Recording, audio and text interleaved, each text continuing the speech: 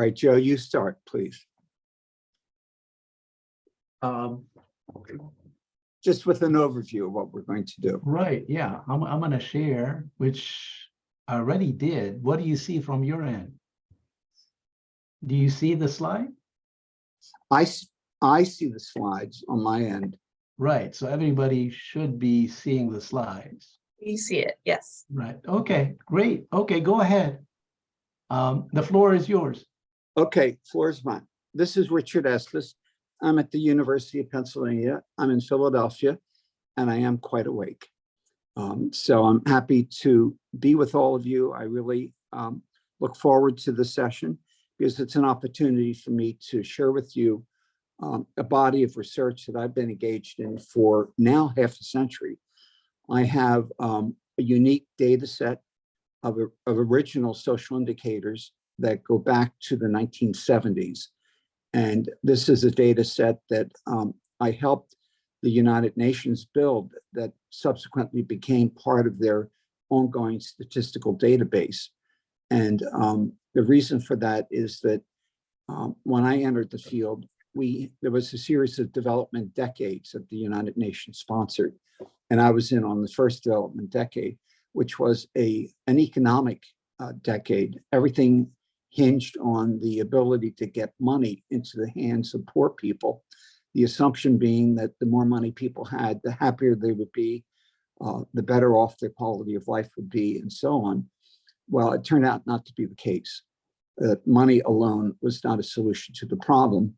And we should recognize that, because rich countries like the US, where money is really not an obstacle at all, have enormous social problems that have not been corrected. So this body of research is called the World Social Situation. And I'll ask Joe to go to the next slide, please.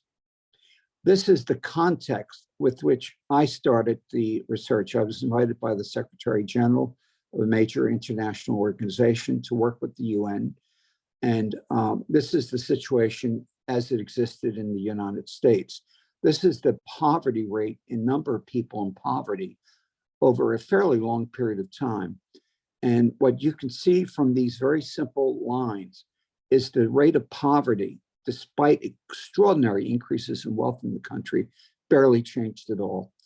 At the beginning in 1959, we had 40 million people living in poverty. And by 2007, we still had 37.3 million people living in poverty. 1 out of every 5 children in the United States this very day, 2023, are officially classified as poor. And this problem has continued, and of course, was the basis for collecting empirical data that could measure changes in progress over time with respect to meeting these needs. But you can see that the changes really have not taken place. And that's because of the economic definition of what social progress and quality of life would be. But even so, money matters quite a lot, both in terms of providing for social needs, but also in reducing the level of poverty. So this chart I always find very striking to look at, because it just shows how stubborn we are in the US with respect to poverty. The next one is a comparative chart, and shows the Gini coefficients for selected countries. And you will notice that the US ranks 64th in terms of Gini coefficient. We are one of the least equal societies in the world with a 0.45 coefficient. And Denmark, most of the Scandinavian countries would be much closer to the desired goal of 0, which of course no country can achieve. But even so, 0.25, Japan 0.25, Sweden 0.25. That certainly is a far better number than the United States. And if you could shift to the next slide, Joe. This is an example of changes that take place in response to social programs that various countries provide to their populations. What I've done is to show the poverty rate, let's say with Australia, the first one, before any kind of social interventions, before any kind of social programming, and so on. It was 20%. And most of that were Aboriginals living in the far areas of the country. But after social interventions, it dropped to 14. But shift all the way down to the bottom, again, the outlier is the US. It began at 26%. And despite all of the social programming, everything that we did to try and improve the situation, we still were at 22% poverty, which is why I said 1 out of every 5 children in the US live in under conditions of poverty.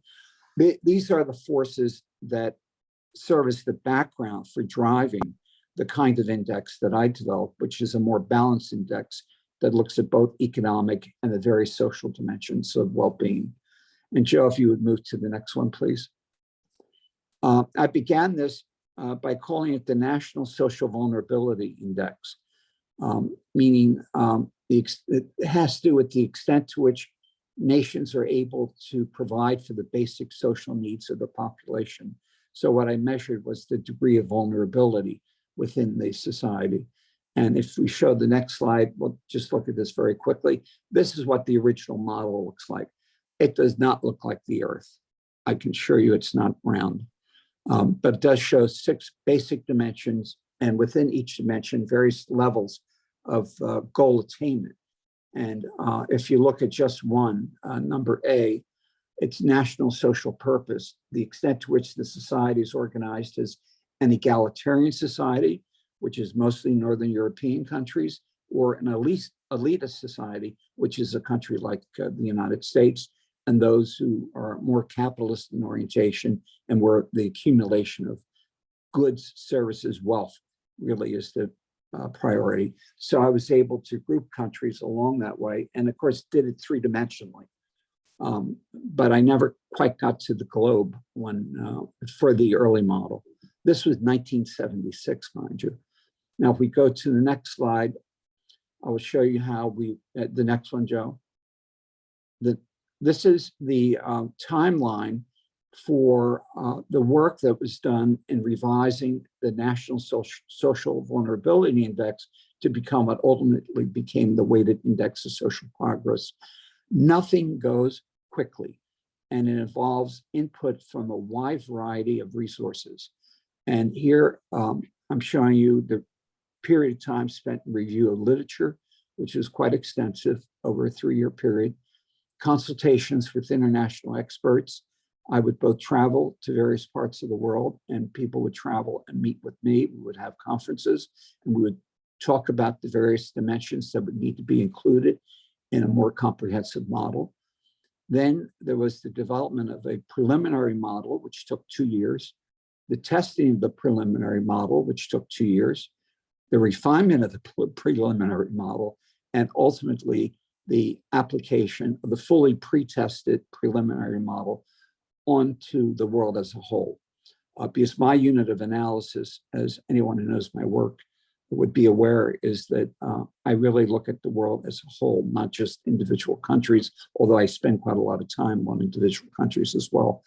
And 2 books emerged out of that process. One was The Social Progress of Nations, and the second one's called Trends in World Social Development. And these predate the UNDP publications, which of course are very important to all of us because they contain such a wealth of data that are needed for the kinds of research that we're engaged in. But these books were early on I don't want to say trailblazing because I'm talking about myself, but they were pioneering works at the time. If we go to the next slide, Joe, please. These are the 10 indexes that after all of that pre-testing, consultation, and so on, that we came up with as being dimensions that had to be looked at in terms of social development and quality of life. Education, health, women's status, defense effort, economic status, demography, environment, level of social chaos within countries, which is a very interesting and difficult area to measure, cultural diversity, and welfare effort being the formal social system. And you notice in brackets, I've got numbers. They're the number of indicators that are included that make up the total of 41 indicators across these 10 sub-indexes. And I'm just showing you the years. I just took a presentation from some years ago just to show you where it was at that point, though it's continued now till 2020. We fully updated the data through 2020. Joe, if you go to the next slide, please. The research included 162 countries. We excluded countries for which more than 3 indicators on any country were missing, or where we could not come up with a reasonable estimate for what that number might be like. And we could, in many countries, come up with reasonable estimates, but other situations we could not, in which case countries were dropped out of the total. This slide for 1990 shows 5 time periods. We now have 7 time periods. And you see that they're based on decades. 1995 was a major change for us because that's when we began to include the newly independent countries of the former Soviet Union. There was quite a substantial number of countries that had to be integrated into the database and go back and collect historical data that would be comparable to the 1970 database. This is very important for those numbers to be consistent across the board. And then, of course, we supplemented our information with current socioeconomic political data of the time. When we do the analysis, we always look at the current situation and what's going on now, today, in the world. So if I were doing a paper today, I would certainly reference the Ukraine in a very central way, and the fact that Finland has now joined the NATO, which is also another very significant change that's taken place. So I would look at the contemporary situation, but then look at the historical developments over time. Joe, if you move on to the next one. The levels of analysis are for the world, for the 16 subregions of the world, the regions of the world, which are continental, then the 16 subregions. There are various subregions within each of the continents, and then the country level. And data are reported on the 10 sub-indexes at each of these levels of analysis. In some cases, individual values are used to compare individual or subsets of countries, subregions, and regions. So, for example, if I'm interested in defense effort and how much money countries or regions or subregions are spending on defense as opposed to social programming, I will pull out those numbers and do special analysis on that. And the data set, which Joe will talk to you about because he now is in possession of the total data set, that is his organization, Michael's, a think tank that he operates, is able to do this sort of thing. Joe, if you go on to the next one, please. I would say go on to the next one. I want to watch my time. This is the formula that was used to put together the index. And it's called the WISP, the Weighted Index of Social Progress. The scores come from factor analysis. The factor analysis weightings have remained the same over the entire time period. We do fresh factor analysis with each new data set, but mostly they're within the same range. So if you look at factor one mostly includes the social welfare components of happiness studies: health, education, welfare, women's status, social chaos, economic, cultural diversity, and population issues. Then defense factors always are treated separately. That's a factor 2. And factor 3 is environment, which also has to be treated separately. That's been very good for us to be able to have these 3 factors and to focus on each of the factors as it's been appropriate. And it shows you the weighting for the sub-indexes, the 10 sub-indexes that make up the WISP.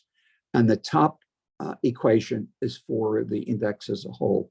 So the WISP itself is a function of factor 1, and that's the weight for factor 1, and then factor 2 and factor 3. So we've got the social welfare or human capacity building, if you want to look at it that way, the defense effort, and the environmental issues. And they weigh very differently in the mix, but the emphasis is on human development, but within the context of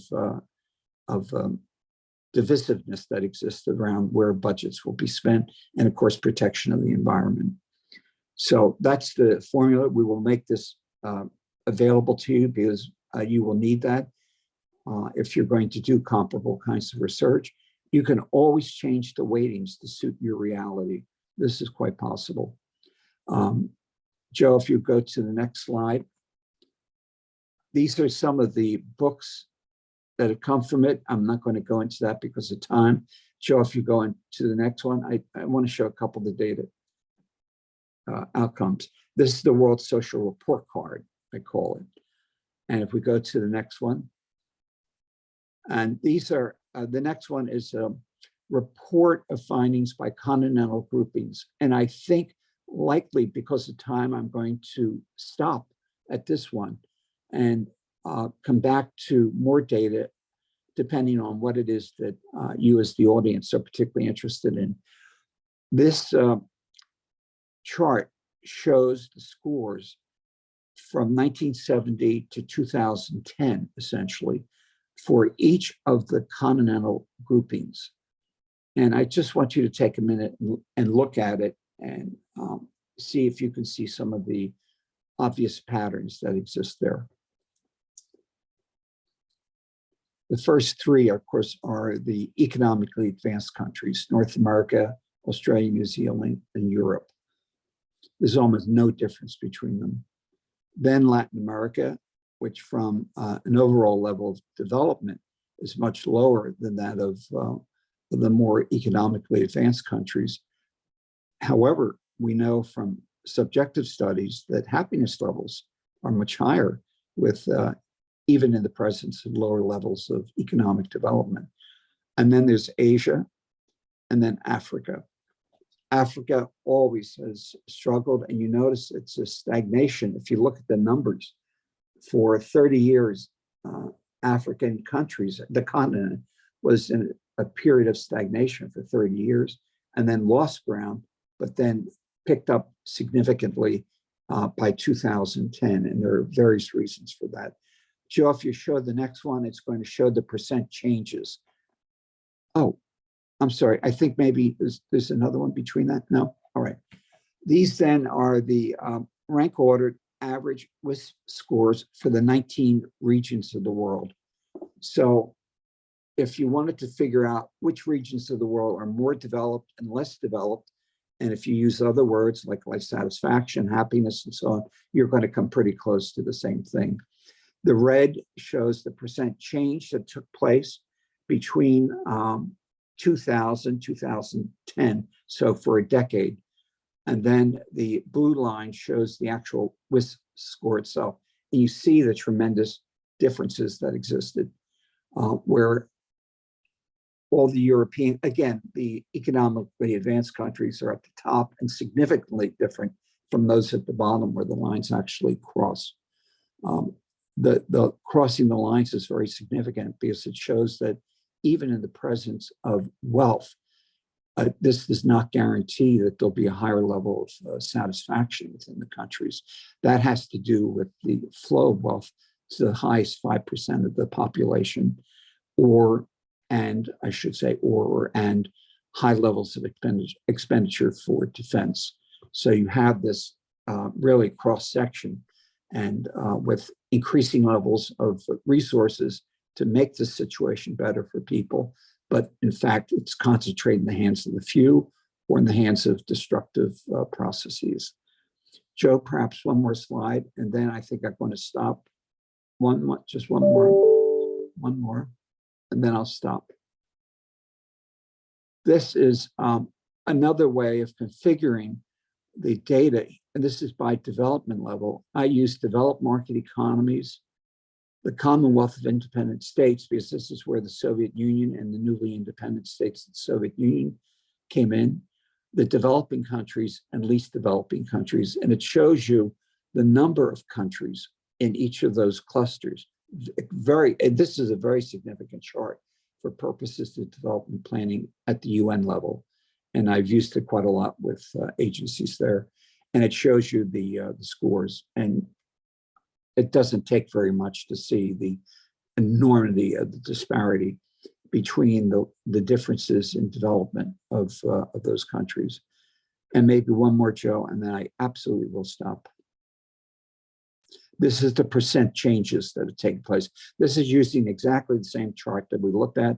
This shows the changes that took place from 1970 to 2010.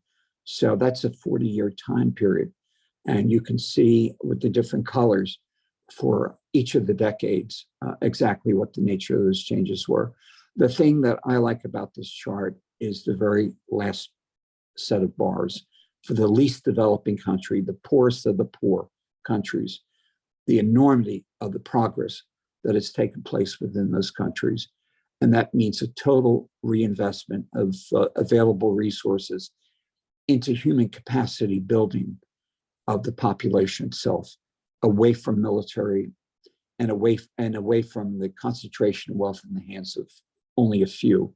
You see in that one yellow bar, you see the enormity of the changes that have taken place as a result, mostly of the UNDP and its concerted efforts each year through its planning process. So, Joe, I think I'll stop here and turn it over to you to talk about how Michaels then makes use of this kind of data in its toolbox.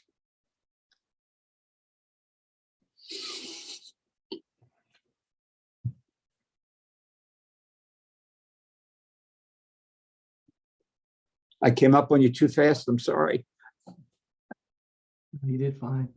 I wonder whether you can see this is the home page of ISQOLS, the International Society of Quality of Life Studies. It's not shown. It's not shown on the screen. Oh, it's not. Okay. Let's see if we can do this. Share.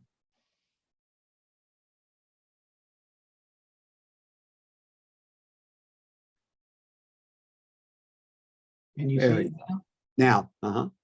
Great. Okay.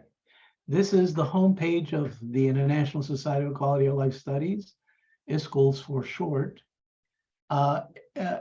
Richard was gracious enough to, in essence, give ISQOLS and Michaels. Michaels is the Management Institute for Quality of Life Studies.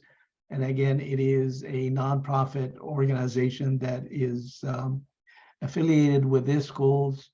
And it is, in essence, designed to help ISQOLS do a bunch of things, implement a bunch of programs, but we do other things. It's almost like a think tank too. Anyway, so in order to access Richard's WISP scale, what you can do is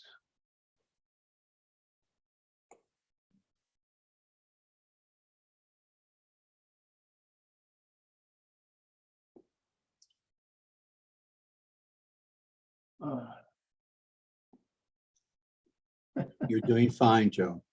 well, I'm trying to get, oh, I see. Okay. Resources, that's what I was looking for.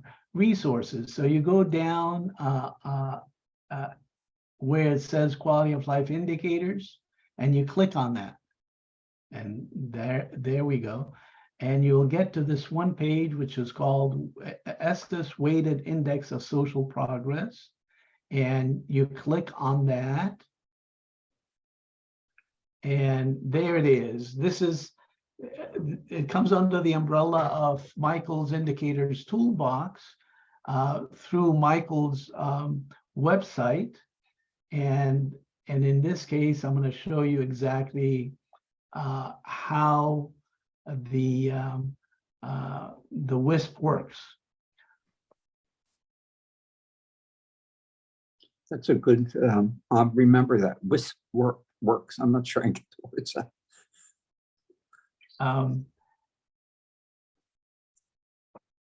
As you can see from here, we're going to focus on the data pertaining to 2020. And we're going to focus on the weighted index of social progress. One way you can actually do this is you see all the countries with their flags, and they essentially ranked based on the WISP scores. So you can see them all the way down, 162 Joe, countries. just a moment. At the very top, though, you have an icon that shows the sub-indexes, correct? Is that what Right. that is? At the very top of the bar? Come down a little more. When you got into your scores, the icons. Right. Yeah, so just so people know what it refers to. Right. So the WISP index is essentially a composite of all these sub-indices. And the sub-indices, if you hover over those sub-indices, like the education sub-index, the indicators associated with that sub-index, like for example, again, as you can see, education sub-index, we got public expenditure on education as percentage of GDP, primary school completion rate, secondary school net enrollment rate, adult literacy. So this is a composite of these indicators, and that makes up what you call the education sub-index. If you go to the next one, which is the health sub-index, we have a composite of several indicators. These are life expectation, infant mortality rate, under 5 child mortality rate, physicians per 1,000 population, percent of population undernourished, public expenditure on health as percentage of gross domestic product. The third one, which is the women status sub-index, and that is made up of 6 indicators. Female adult literacy as percentage of male literacy, contraceptive prevalence among married women, maternal mortality ratio, female secondary school enrollment as percentage of male enrollment, seats in parliament held by women as percentage of total. Then you go into the defense effort sub-index, which comprise only one indicator, and that is military expenditure as percentage of GDP. And by the way, notice the signs. So there are positive or negative signs. So there's negative signs, that means that it detracts from quality of life, and a positive signs that it contributes to quality of life, right? Economic sub-index is made up of per capita gross national income as measured in terms of purchasing power parity, percent growth in gross domestic product, unemployment rate, total external debt as percentage of GDP, and the Gini index score. Gini index is an index of inequality. So again, the higher the score, the more the inequality in the country in terms of wealth distribution. Then you move into demography. Demography is made up of 3 indicators: average annual rate of population growth, percent of population age under 15 years old, and percent of population age 65 years or old. Then environmental sub-index is made out of 3 indicators: percentage of nationally protected area, average annual number of disaster-related death, and per capita metric tons of carbon dioxide emissions.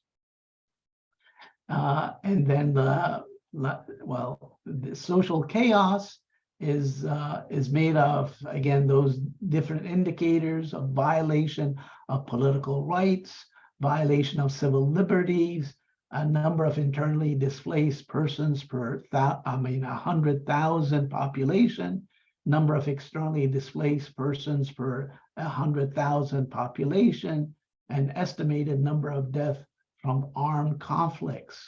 And the last indicator is perceived corruption index. Then we have cultural cohesion sub-index that is made of 3 indicators.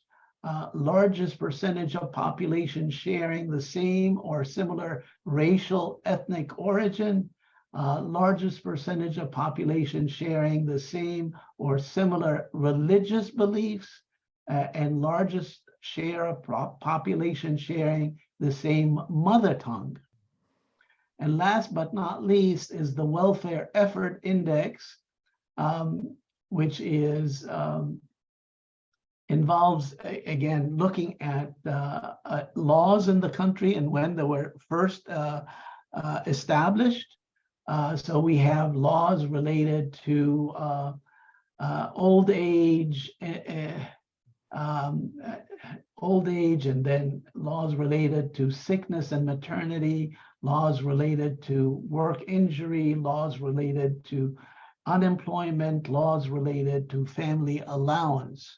Again, so again, what Richard is talking about is in terms of the welfare effort sub-index is made out of these indicators. So the WISP index is essentially a composite of all these sub-indices. And as you can see from the right-hand side, the factor scores that Richard was talking about are essentially defaulted. They're defaulted. So if you go on this side, these are the factor scores that are what we call the default weights. Richard mentioned the fact that you can choose your own weights in terms of, so if you think for example, you want to equalize the weights, you can do this. So you notice that all of them turned into 1, or you can choose your own weights. I guess it takes a while. And in terms of doing your own weights, you change those figures to reflect the reality of whatever the situation that you find yourself in. So that's as far as coming up with that composite index. Now let me show you this too. On this side, we have rank. So the data that you see on the left-hand side of the screen is rank data. You have the option of going from rank data to score data to standard deviations from the mean. Usually rank data, most quality of life indices tend to use rank data. So we're going to leave it at rank data because it's much easier to understand compared to something like the score data or the standard deviations from the mean. But again, you do have the option of using those others. Joe, may I just add a word? Absolutely, go ahead. About the weighting system. This is not purely a statistical system.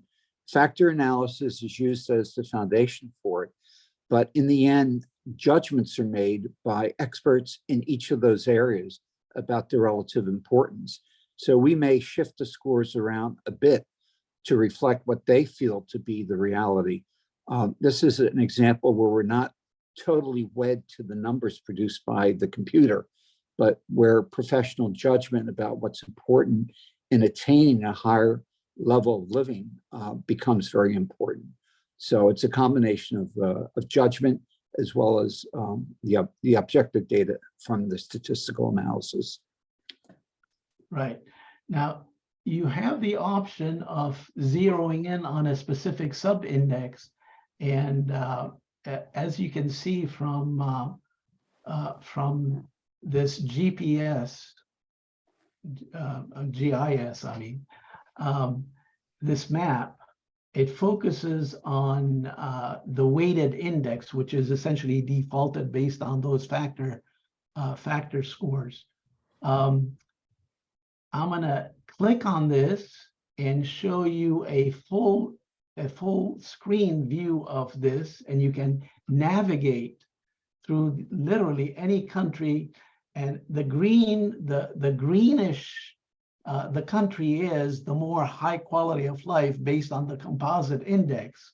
Now, the reddish color signify, again, low quality of life or low rank in terms of quality of life measure. So as you can see, most of those are in the heart of Africa, not necessarily in Northern Africa or Southern Africa, mostly in the middle part. And Landlocked. yeah, the ones that are landlocked. Most of Europe are in the green, so you can actually zoom in. You can place your cursor on any country. Let's say if we're looking at France, that's the weighted score. And France scores 88.73, which is 7th ranked and among all the countries in the world. If you look at a place like maybe Sweden, there's Sweden, 89.15, pretty high. If you look at a place like Australia, it's 81.01. How about New Zealand? New Zealand is 88.21. How do you like that? In the United States, we've got 81.24. Canada is a little bit higher, 82.04. Anyway, so this is sort of a nice way of looking at this. But on the other hand, if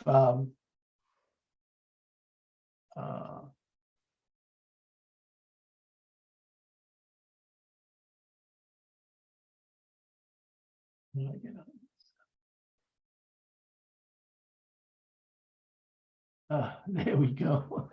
The escape button. The escape button did it. You can do the same thing with any of those sub-indices that you might be interested in. So if you're interested in education, you can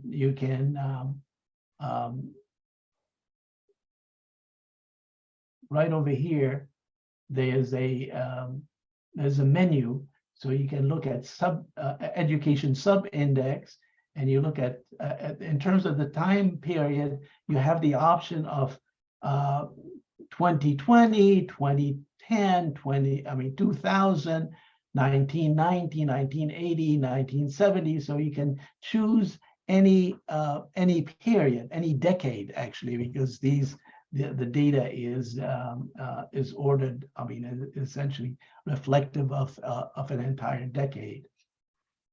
So let's say if you're doing education index, then you can specify this, and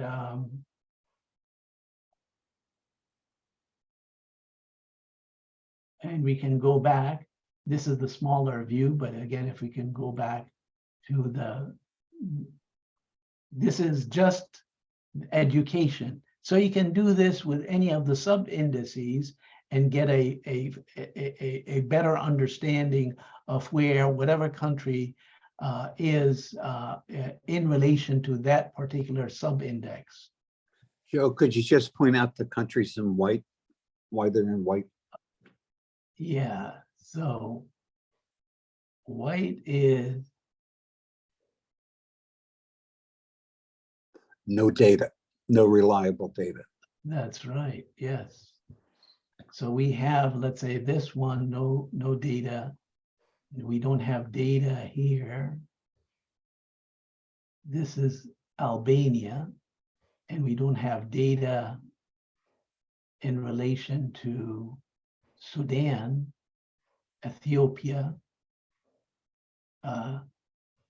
Mauritania.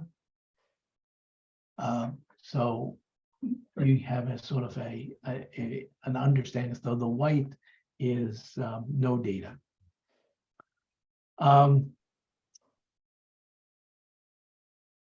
Going back to here, you can actually compare one country against another, or let me also show you, you can do a whole bunch of other things. So let's say, based on what we have here, we have all the countries shown, as you can see here, but you can only zoom in on specific. So let's say if you might be interested in just Europe, then you can focus on Europe.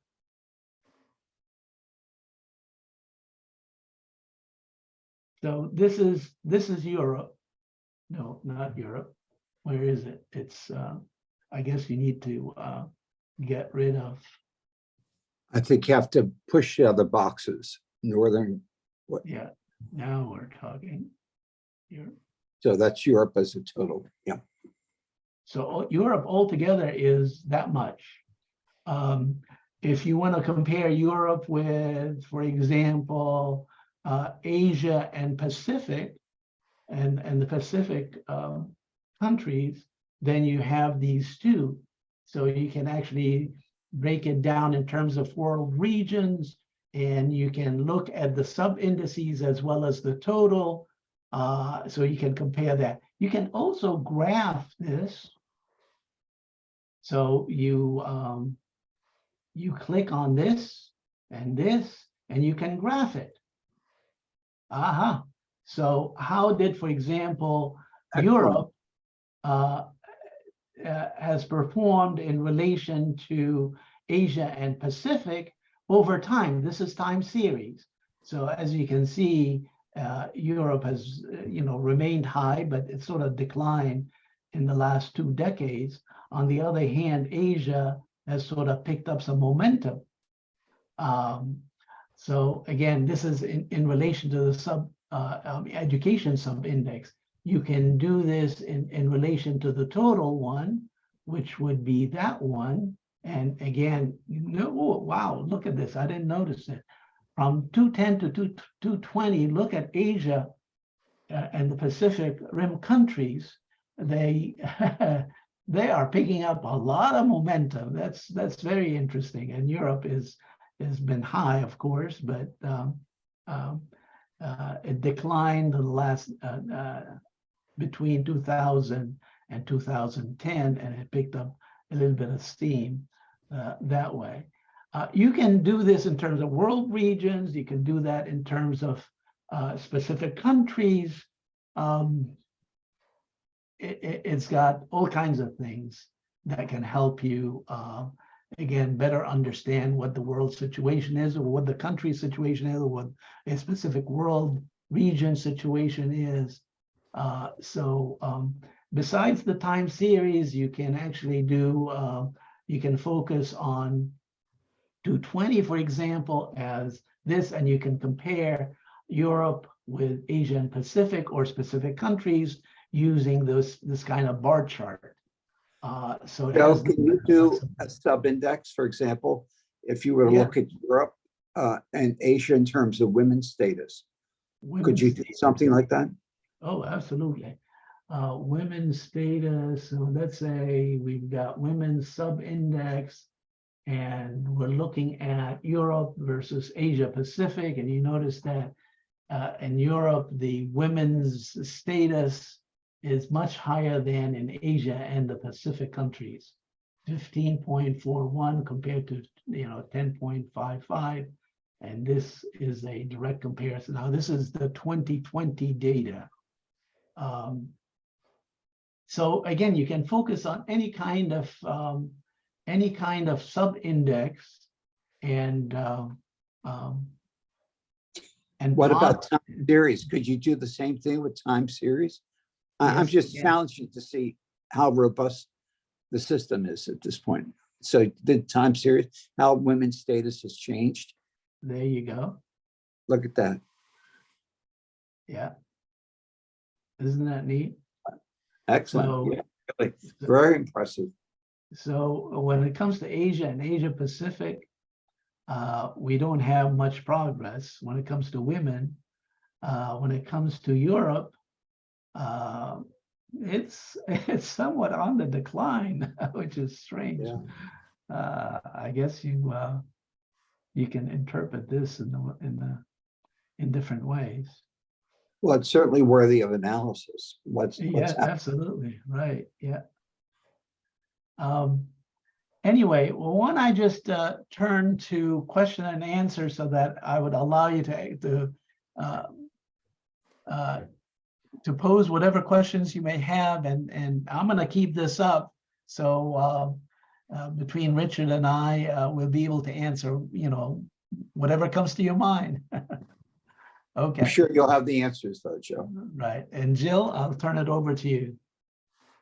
Great. Thank you again for a wonderful presentation, a remarkable resource that we have available on our website. And again, that's not just for ISQOLS members, that's available to anyone to utilize. I also wanted to note that there's other toolboxes that you might want to mention, Joe. The international toolbox and the US toolbox also available on the ISQOLS website. So, right. And under resources, we also have other resources from Michael's that is shared with ISQOLS. So you definitely can use those resources. Check it out. Got a lot of resources on our website. This is the most important one. Yeah. We certainly do have time for questions. I saw that there was some questions in the chat, but it might have been addressed.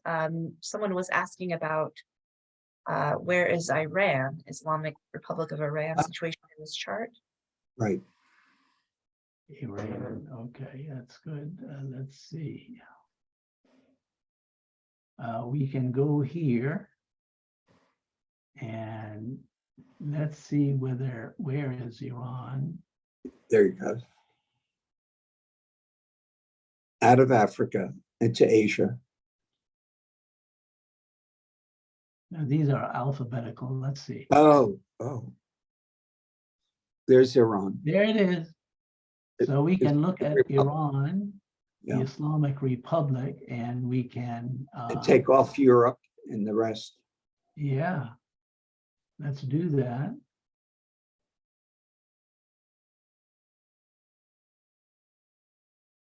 Let's take this off and focus strictly on Iran. Okay, now we can go back here.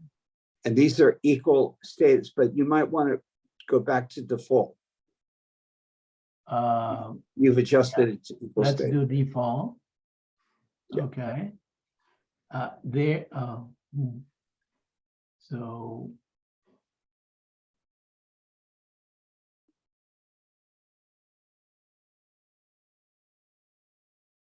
there it is.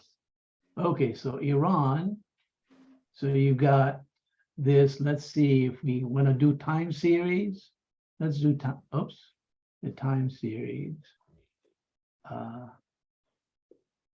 Well, let's just look at 220, and let's compare Iran with, how about Finland? Let's do Finland.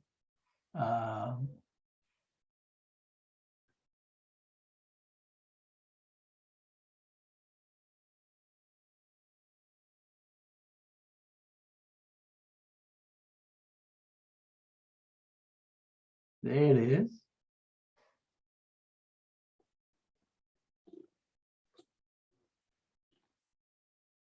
There we go. And then if you chart them. So if we mark those two and we graph, we got the time series again. Oh, well, it's still, we got, so the Europe and Finland, and then here we've got Iran and Asia Pacific in total. So you can look at the time series in terms of, so Iran is, in 1970, they picked up a little bit momentum to the quality of life. And they're, wow, actually they're doing good. And then it sort of leveled off. But then if you look at something, oh, this is women's status. It's just women. It's just women, which is great. It's just women. Yeah.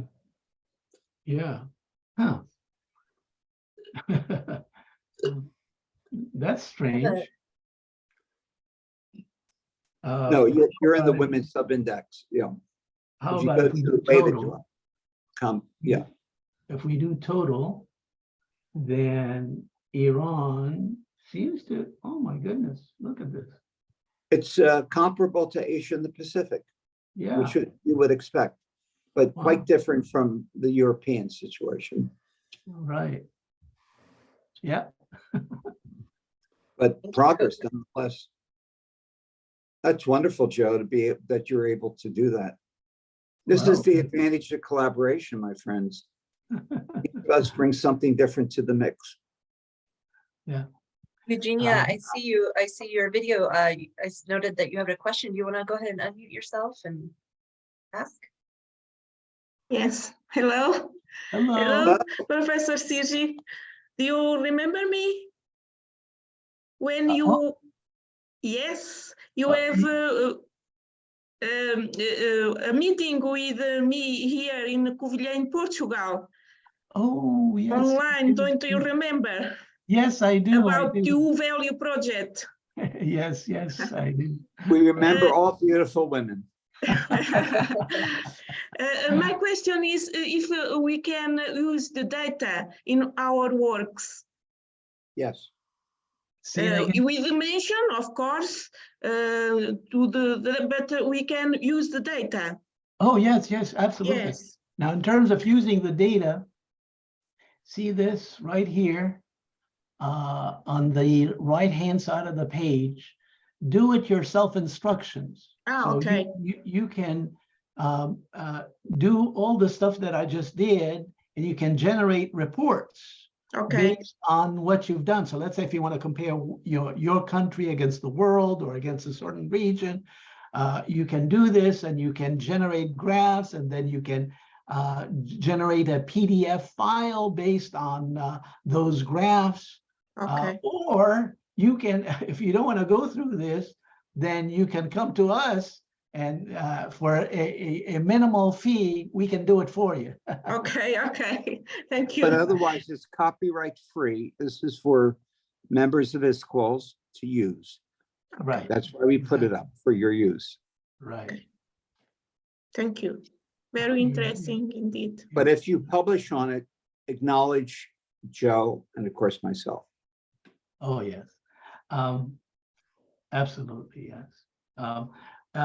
Here we have on this page, you've got a brief description of all the sub-indices and the indicators that go into the makeup of those indices, the sub-indices.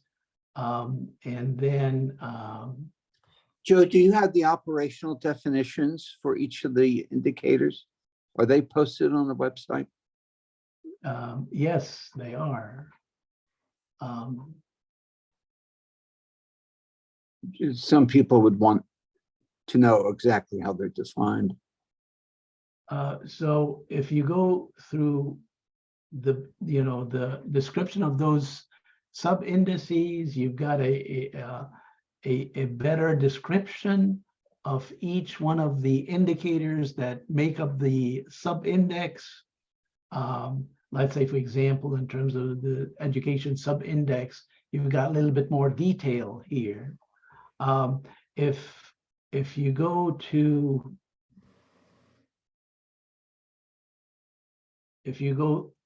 sources, There's the source of the data. Yeah. the sources of the data, and as you can see, a lot of publications. This is in the public domain. Again,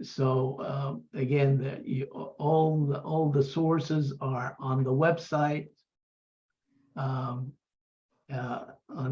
So you can hide it, and then if you want to know more about Richard, there he is. His biographical sketches is in there. So everything is documented on this page, and I think you'll find it to be very user friendly.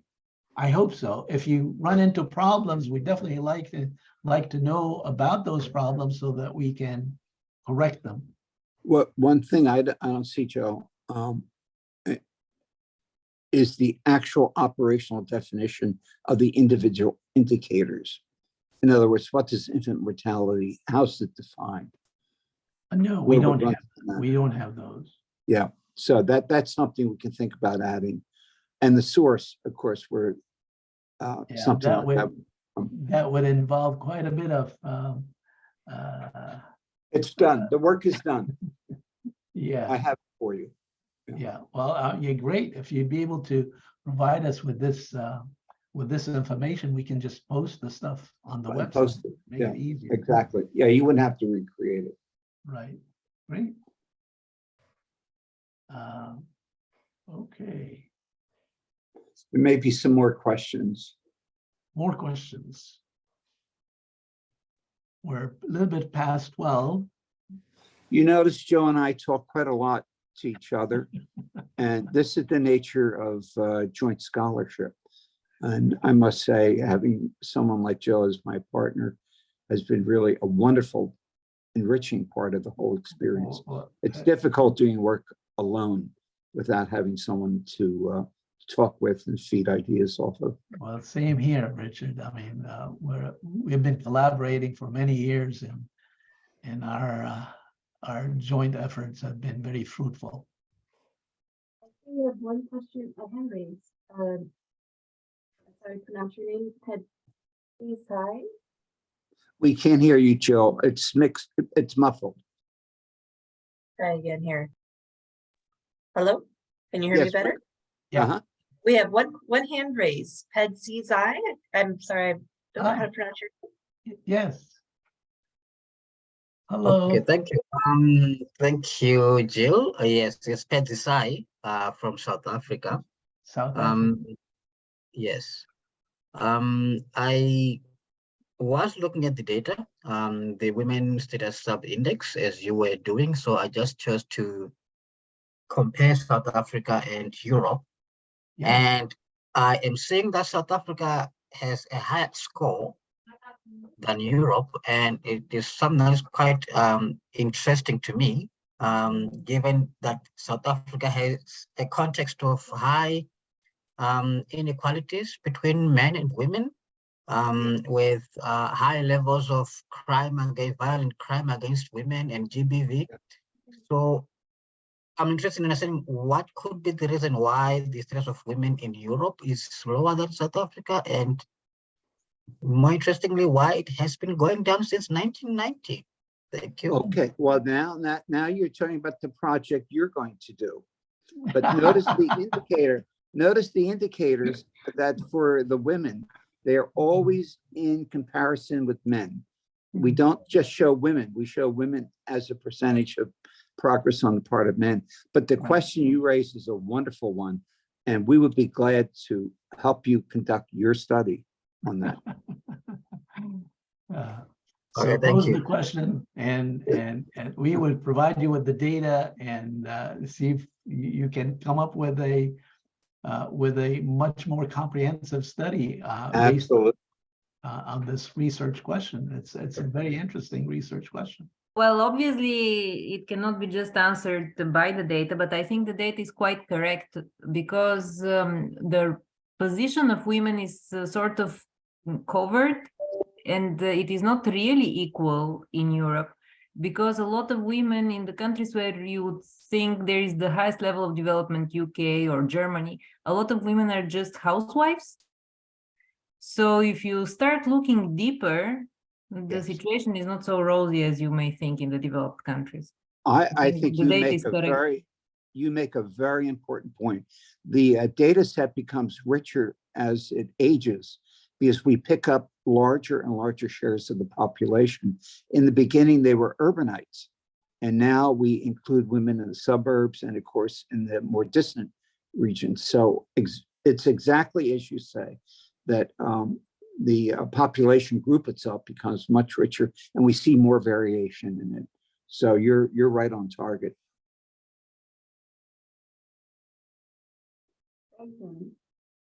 Others? We do have another question if you have time.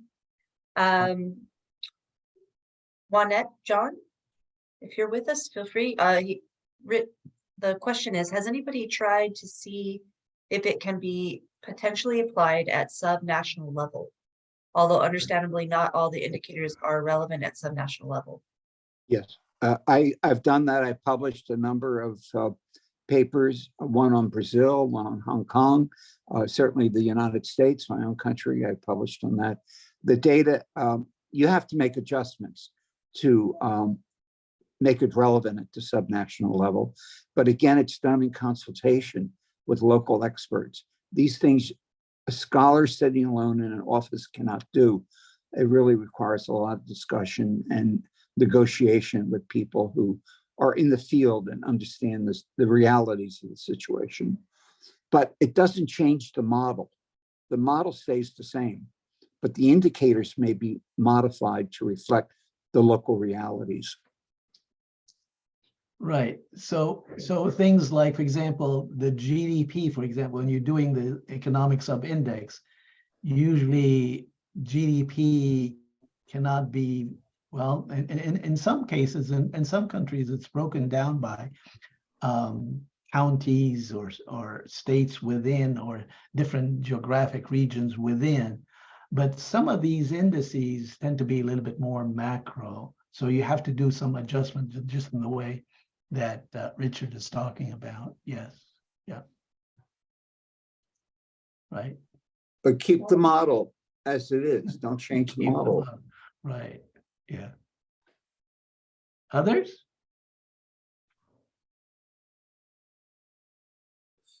Since nobody's talking, I will just give an example of GDP or GNP. You know, it's a basket of goods and services, and the price is the one pays for the basket of goods and services. Every time it's reported, there are different goods and services in the basket, but the basket's kept the same, and it equals GDP or GNP, and they keep using both. But the goods and services that are included in the basket may vary, but the model remains the same, which is why GNP has been such a valuable resource for us. Yeah. Well, if we don't have any more questions, we can Go to lunch. conclude. Go to lunch, Or I dinner or Y'all can breakfast. go wherever back to you're- bed. guess. Exactly. Well, I want to thank, on behalf of ISQOLS, thank both Dr. Estes and Dr. Sirgy for your time and for this remarkable resource. Again, as a reminder to everyone, this is available on the ISQOLS website. I will be sending out an email with the recording of this presentation, as well as those links, so you can directly access them. Again, a reminder, if you are not a member, you'll have a chance to join us with a free trial membership. And another reminder, please join us in Rotterdam coming up Absolutely. August 21st, 25th, where both Dr. Sirgy and Dr. Estes will be present. You'll be able to talk to them in person. I'll also include their email addresses on the email follow-up to everyone in case you have questions you would directly like to contact them. They will be available to reach you. So thank you to our speakers, Dr. Estes and One Sirgy. final note, Jill. You Yes. have the PowerPoint presentation Yes, I do. that I prepared. It's 112 slides, which is why you see I wouldn't even attempt to try and get through all that. But Jill can certainly send that out to you if you request her to do so. She has it. It's in a Yeah. PDF form. Anyone who needs the slide, just send us an email and we'll be glad to send you those slides or any other information about Richard's index or any other information about whatever. Michael's very yeah, important. Whatever may help you do the kind of research that you do. Okay. Well, thank you, so Jill. much. Thank so you. Thank you, everybody. Thank you so much for Thank- joining us. Yeah. And thank you, thanks, Jill, everybody. You're My very pleasure. for Pleasure. getting us up and running. Absolutely. And we look forward to seeing everyone in Rotterdam. Take care, Yes. everyone. Thank Bye you. now. Bye-bye.